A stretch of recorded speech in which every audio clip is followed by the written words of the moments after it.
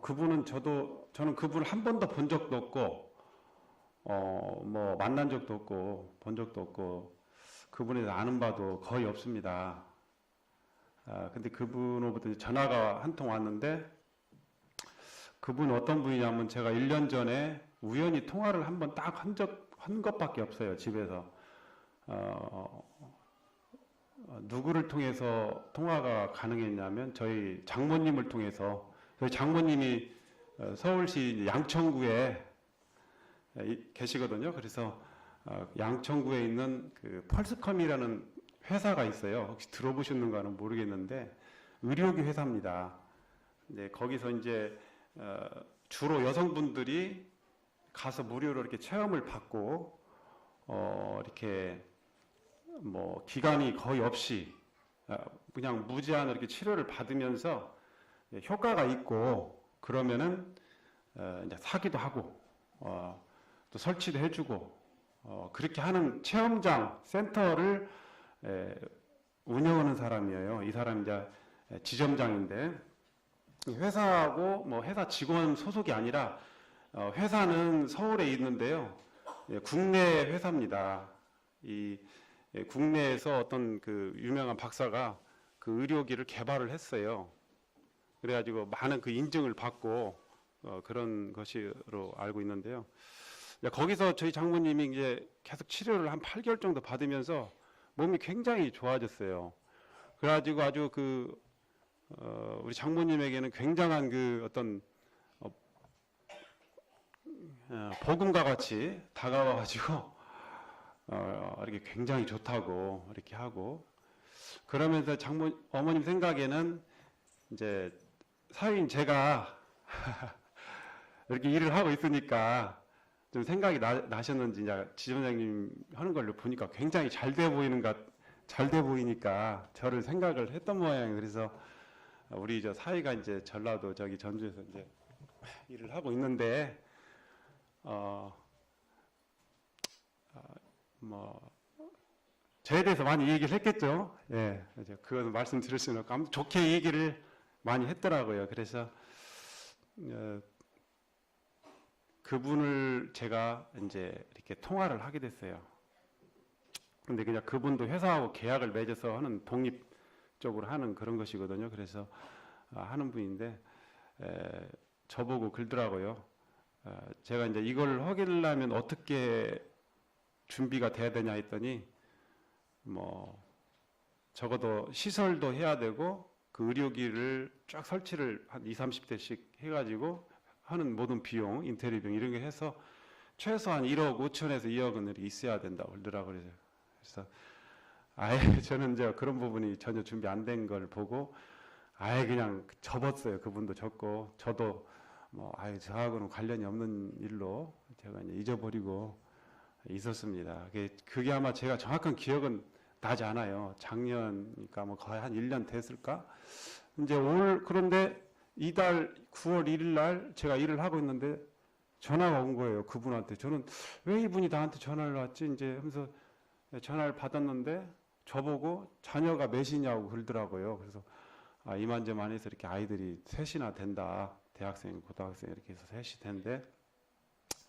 근데 조금 난감히 하더라고요. 근데 그러면서 혹시 이것은 두 부부가 해야 되는데 하면서 그러다 보면 이 광주로 한번 이렇게 다니면 좋은데 그러면 애들 관리도 잘 안 되고 가정이 좀 애들도 이렇게 혼자 애들끼리 있으면 좀 애들 관리도 안 되고 좀 어렵겠죠? 그러더라고요. 그래서 그렇죠. 이제 저는 그때 캠프를 끝나고 9월 1일이니까 캠프 끝나고 그때부터 본격적으로 그 전에는 저희 자매랑 같이 일했어요. 근데 자매가 주님부터 말씀 받고 이제 혼자 집에서 이렇게 집안일 하고 이제 교회 이렇게 하고 싶다 그래서 좋다 그렇게 하라고 이제 하고 저는 이제 제 혼자 모든 것을 이제 감당할 마음을 가지고 있는 판국이었고 우리 자매도 캠프 기간을 이제 이후에 굉장히 이제 주님 앞에 드리고 더 이렇게 나름대로 이렇게 집에서 집안일을 이렇게 돌보고 또 개인적으로 주님 앞에 시간을 많이 갖고 또 화요일 날 목요일 날도 이렇게 이제 시간이 있다 보니까 이제 나올 수도 있게 되고 그런 판국이었는데 그분한테 전화 와가지고 애들 물어보고 이렇게 하더만 광주로 그러면 이사와 가서 할 수 있겠냐고 물어보더라고요. 이게 굉장히 황당한 얘기잖아요. 아이들이 지금 여기 다 있고 학업이 다 있고 학교가 있고 그게 쉽지 않잖아요. 그래서 제가 문자를 보냈어요. 저는 일을 해도 혼자 할 것이고 제가 뭐 이사까지 가면서까지 할 수는 없습니다라고 이제 문자를 보냈고 그걸로 저는 완전히 잊어버렸습니다. 문자 보냈으니까 끝이거든요. 이제 저는 이 문자 보냈으니까 그분이 내 마음을 접을 것이다 이렇게 생각하고 완전히 잊어버렸어요. 근데 9월 11일 날 금요일 날 그러니까 한 열흘 하루 정도 지났을 때 이분이 다시 전화가 왔어요. 제가 일하고 있는데 그래서 아니 내 내심으로 왜 이분이 또 나한테 전화 왔지? 그래서 내가 뭐 이근방 그 충청도 이근방 왔는데 잠깐 내 전주 들려서 뭐 커피 한 잔 좀 하고 싶은데 뭐 시간 좀 어디 낼 수 있냐고 뭐 이렇게 어디서 일하냐고 물어보면서 그러더라고요. 근데 저는 한참 장사 중인데 이분하고 만날 일도 없는데 그래서 내가 아니 무슨 일이시죠? 그랬더니 그냥 차 한잔 하자고. 그래요. 그래서 이제 좋죠. 여기까지 내려와서 만난다고 하는데 뭐 어떻게 그렇게 하는데 거절할 수는 없잖아요. 그래서 일 딱 끝나고 5시 반쯤에 해서 아중리에서 만나자고 해가지고 이제 커피숍 엔델린스 커피숍에서 이제 만나서 얘기를 했는데 이분이 나이가 보니까 70 정도 되시더라고요. 굉장히 나이가 좀 많이 드신 분이에요. 운전이 좀 약간 서투르고 근데 이분이 양천구 지점장님이었다고 제가 말씀드렸잖아요. 근데 이분이 광주에다가 대리 지점을 하나 냈어요. 내가지고 이렇게 하고 있었는데 뭔가 자기가 예상했던 거하고 시행착오가 있는 거예요. 그러니까 자기는 한 70평 정도를 홀을 이렇게 크게 해가지고 한 7, 800명 정도를 하루에 받는 것으로 이렇게 생각을 했던 거예요. 크게 생각했어요. 그리고 자기 후배를 원장으로 이렇게 해놓고 이렇게 운영할 수 있도록 자기는 몸이 하나니까 자기가 다 원래 지점장이 그걸 다 운영을 해야 되거든요. 그 안에서 손님들 다 케어해야만이 되는 일이거든요. 그리고 설치도 이렇게 혹시라도 주문이 되면 설치도 이렇게 구매가 일어나면 하기도 하는 그런 것인데 근데 저는 이제 저를 만나려고 왔는데 저는 이제 우리 자매를 저는 말을 옮기는 걸 잘 못합니다. 누구하고 얘기했을 때 말을 못 옮겨요. 제가 지금 말이 굉장히 떠듬잖아요. 말이 싹싹 안 나가지고 기억이 없어서 그래요. 저 원래 이 기억을 했다가 일목전에게 말을 옮기는 분들은 또 계시는데 저는 그러지 잘 못해요. 그래서 참관인으로 상황 파악을 해야 되니까 저는 두 번 다 말하기가 굉장히 싫어하는 사람이거든요. 왜냐하면 저가 잘 그걸 못 옮기니까. 그래서 우리 자매를 데리고 왔는데 저는 그냥 관망만 했어요. 경계하는 마음. 왜 이 사람이 왜 이런 사람이 나하고 관련이 없잖아요. 이렇게 잘 나가는 사람이 뭘 나 같은 사람을 왜 찾아왔을까? 그리고 저는 문자를 분명히 보냈단 말이에요.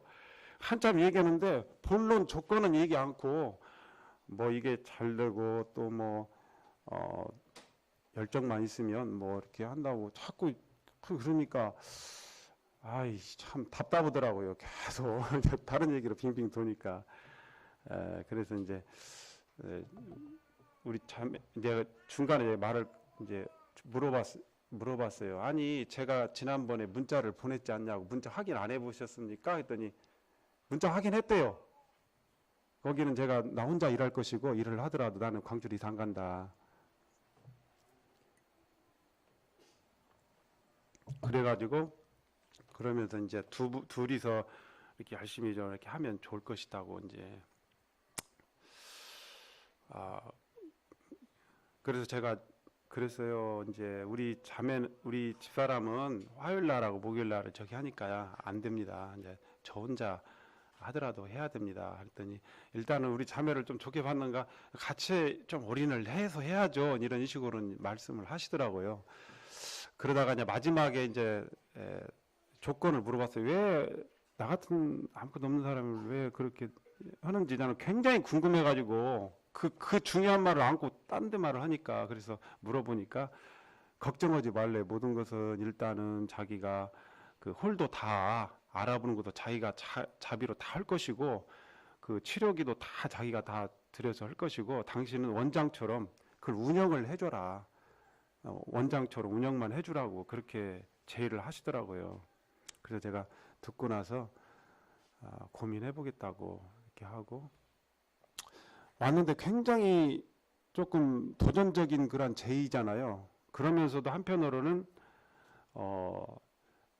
이제 제 직원으로 들어가는 거죠. 원장이 그 밑에 난 투자하는 게 없으니까 뭐 도전적인 제의인데 한편으로는 굉장히 좀 약간 좀 두려움이 있더라고요. 왜 그러냐면 아니 이렇게 저도 이렇게 쭉 그냥 주님 안에서 그런 대로 이렇게 특별히 뭐 믿음이 좋은 건 아니지만 하자 없이 이렇게 쭉 살아오고 우리 자매도 주님 앞에서 이렇게 그런 대로 이렇게 집안일 안정적으로 돌보면서 믿음 지키려고 하면서 이렇게 쭉 살아가고 있는 판국에 왜 이러한 사람이 나한테 와가지고 이렇게까지 제의를 하는지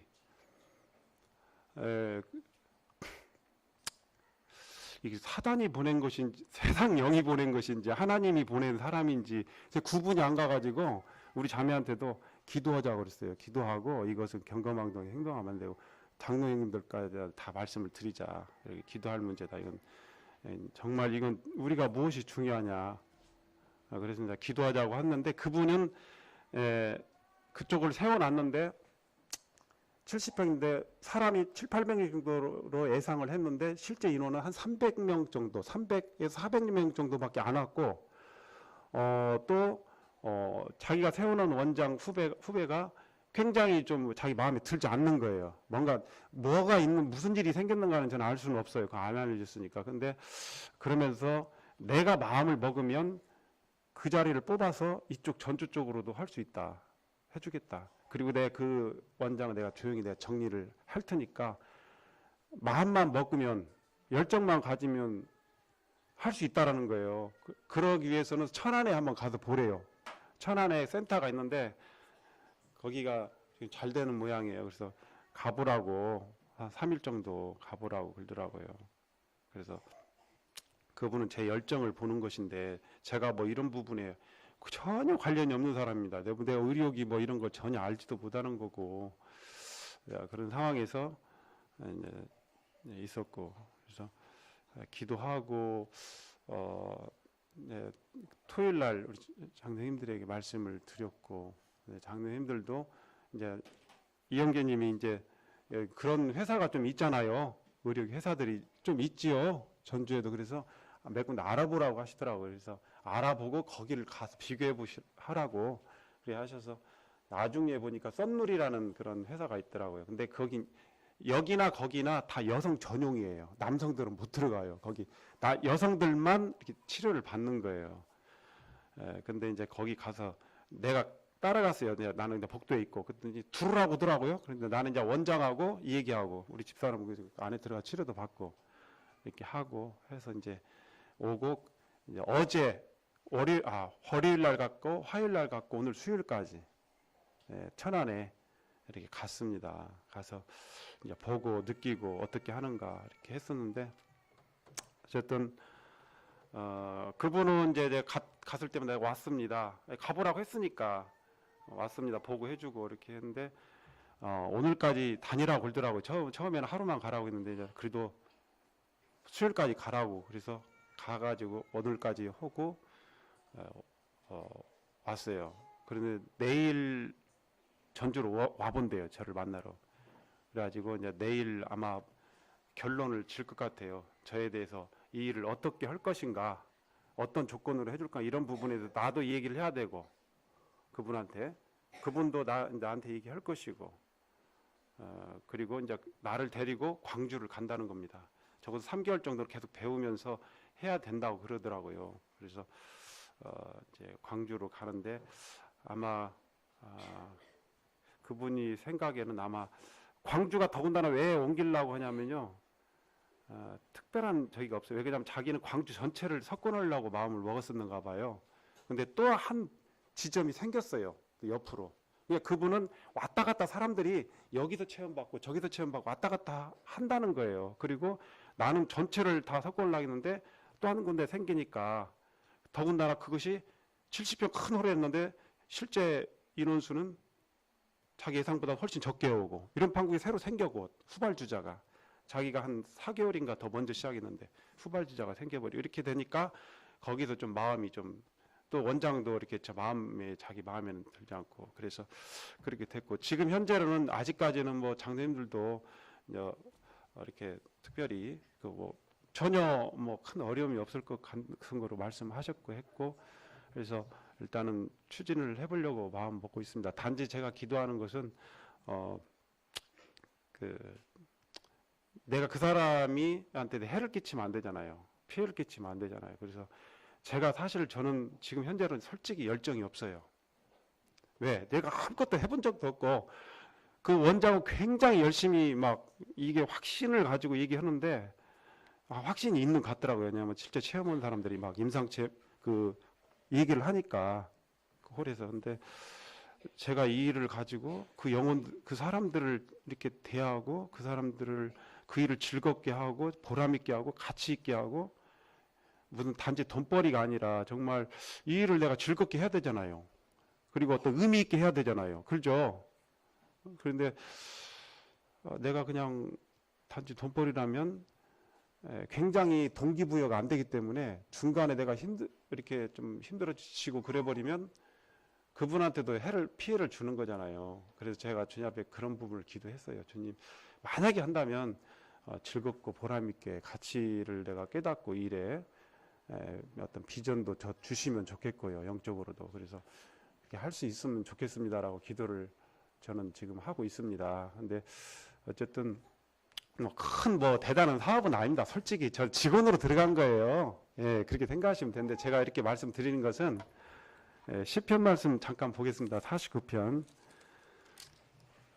14절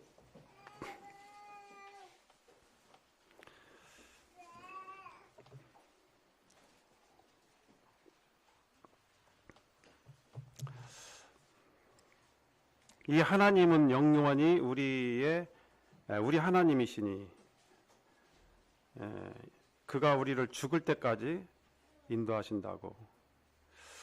하나님은 영영이 우리 하나님이시기 때문에 그가 우리를 언제까지 인도하시냐면 죽을 때까지. 제가 이 말씀을 예전에도 봤었는데 이번 기회를 통해서 이런 일을 딱 놓고 제가 왜 이 일이 있을까를 생각을 해봤는데 기억이 딱 하나 나는 건 있어요. 그건 뭐냐면 그분이 9월 이제 11일 날 전화가 왔잖아. 9월 1일 날 왔고요. 11일 날 두 번째 전화가 왔잖아요. 만나자고 했을 그 금요일 날. 근데 그 전날인가 제가 그런 기도를 했던 것이 기억이 나요. 제가 이렇게 장사를 하다 보면 이제 테이블 해놓고 파프리카를 이제 가격표만 써놓으면 와요. 사람들이 온단 말이에요. 제가 거기서 뭐 광고를 하고 뭐 막 외치고 할 것도 없어요. 가만히 있으면 필요한 사람이 와서 가져가는 거거든요. 근데 제가 겨울철에는 잘 아시는 분 아시다시피 과자를 했잖아요. 겨울철에는. 과자는 서서 하루 종일 서서 시식용으로 과자를 줘야 돼요. 근데 이것은 테이블 쳐놓고 하기 때문에 제가 시간이 굉장히 남아요. 그래서 이렇게 말씀도 보고 책도 보고 그런 시간이 되었어요. 그래서 저한테는 굉장히 이게 좋았어요. 이게 저한테는.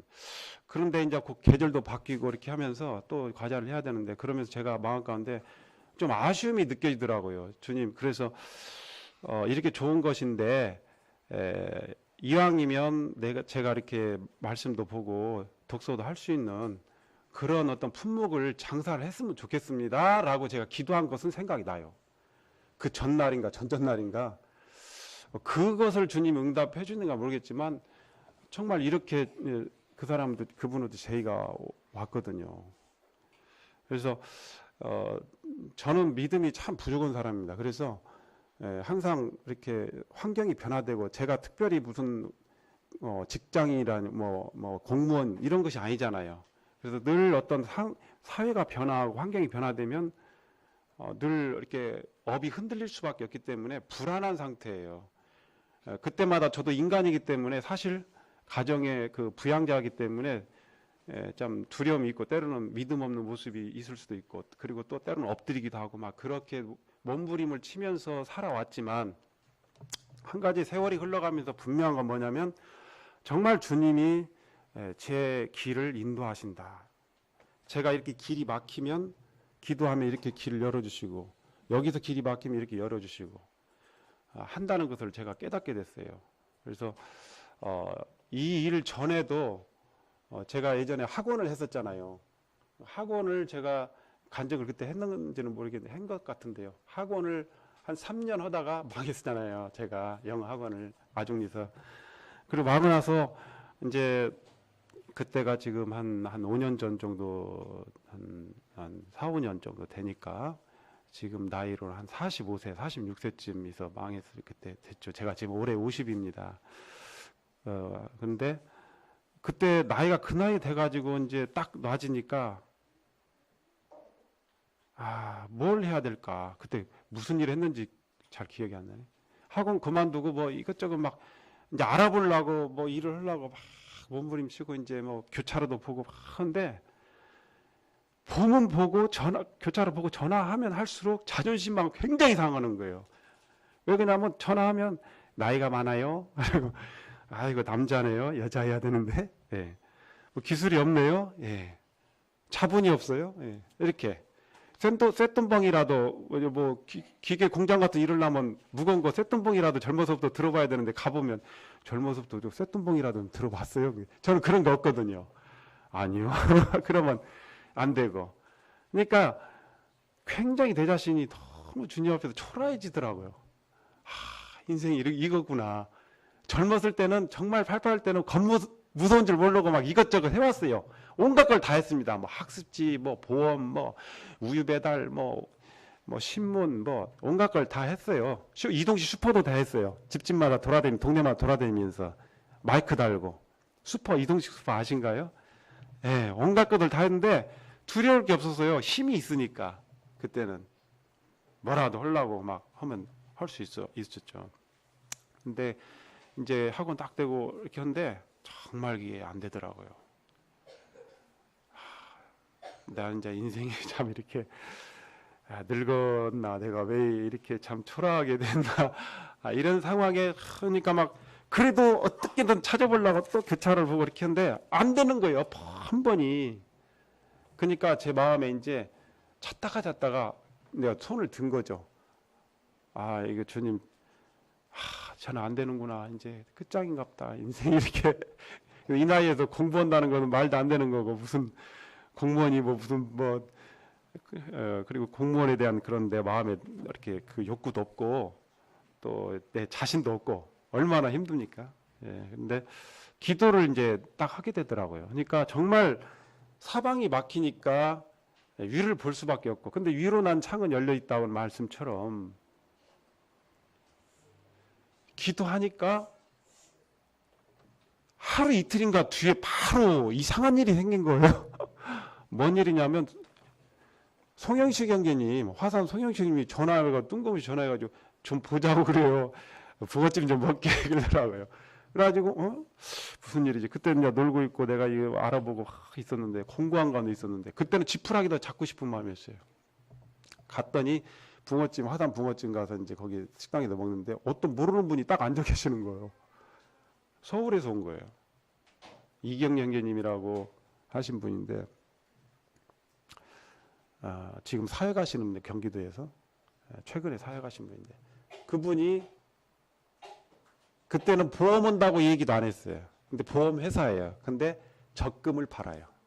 적금 상품을. 저한테는 보험 온다. 나는 보험 온다면 딱 이런 지하에 거절나 있는데 이게 회사 다니면서 브리핑 해가지고 영업하는 거거든요. 이렇게 한다고 알려주는데 저는 무엇이라도 한다고 하니까 그 자리에서 그냥 하겠습니다. 예, 정말 열심히. 나 아무것도 없었으니까 그때는 뭐 하다가 곁다리를 하는 것이 없었어요. 아무것도. 근데 그 와중에도 몇몇 사람들 하는 사람이 있었는데 뭘 다른 일을 하면서 하는 사람들도 있어요. 근데 저는 그거 아니면 죽는 거예요. 저는. 그래서 그거를 붙잡았죠. 생명처럼 복음처럼 붙잡은 거예요. 그것을. 그래가지고 그것을 3년을 했습니다. 근데 3년을 하다가 이제 그것이 이제 계속 회사에서 섭외가 들어와야 돼요. 그래 나한테 연결이 돼야 돼요. 어떤 업체를 가라고 와야 되는 건데 나는 가면 가서 브리핑하고 영업을 하고서 설계를 따와가지고 그걸 설계를 해가지고 내가 이제 증권도 배부하고 이렇게 하는 일을 하거든요. 근데 그 일을 이제 중단이 안 들어오니까 내가 그만두게 됐죠. 그만두게 됐는데 그만둘 때까지도 저는요 그 3년이란 그 강을 건너왔어요. 사실은 이 실패가 아니라는 거예요. 저는 3년의 거리 학원이 망하고 난 뒤에 굉장한 부채가 있었는데 그걸 건너왔어요. 부채를 갚으면서 지금 거의 다 갚아졌거든요. 그걸 건너왔어요. 어려운 시절을. 그분을 보냈어요. 저한테 주님이. 난 생각지도 않았는데 모르는 분이에요. 전혀.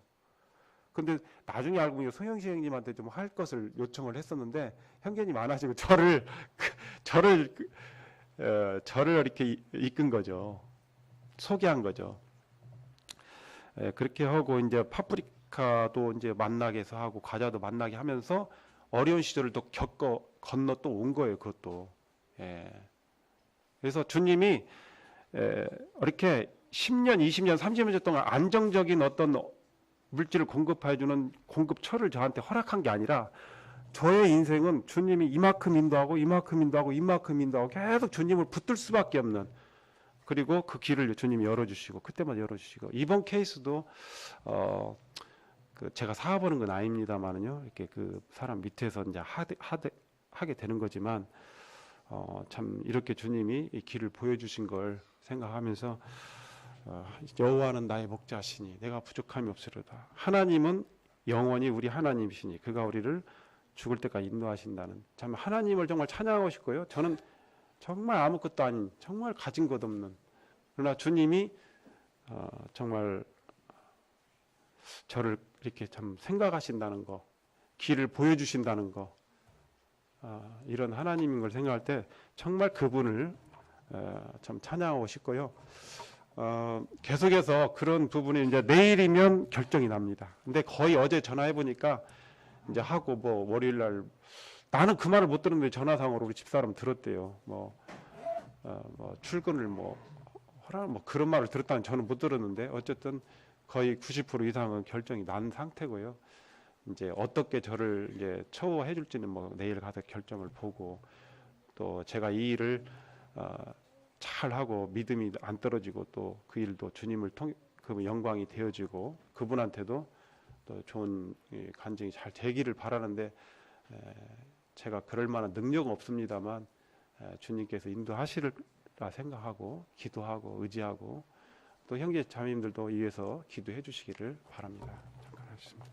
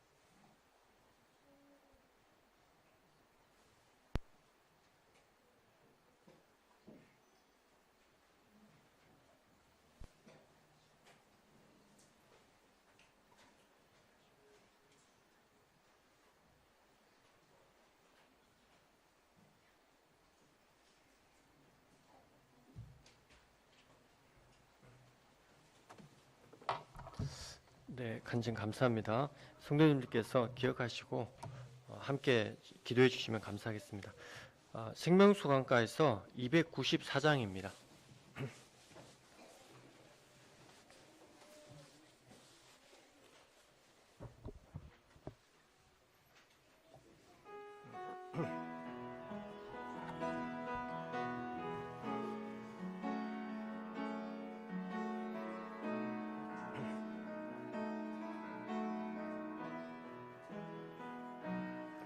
날마다 숨 쉬는 순간마다 내 앞에 어려운 일 보내 주님 앞에 이 몸을 맡길 때 슬픔 없네 두려움 없네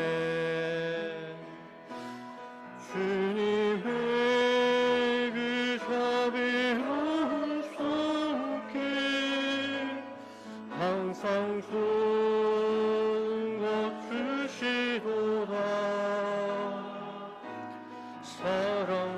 사랑스레 화품과 기쁨을 수고와 평화와 안식을 날마다 주님 내 곁에 계셔 자비로 날 감싸 주시네 주님 앞에 이 몸을 맡길 때 힘주시네 위로함 주네 어린 나를 품에 안으시소 항상 평안함 주시도다 내가 살아 숨을 쉬는 동안 살피신다 약속하셨네 인생의 어려운 순간마다 주의 약속 생각해보네 내 맘속에 믿음 잃지 않고 말씀 속에 위로를 얻네 주님의 도우심 바라보며 모든 어려움 이기도다 흘러가는 순간순간마다 주님 약속 새겨봅니다. 네, 형제님 가운데 한번 기도해 주시고 이어서 기도 집회를 가지도록 하겠습니다. 감사합니다.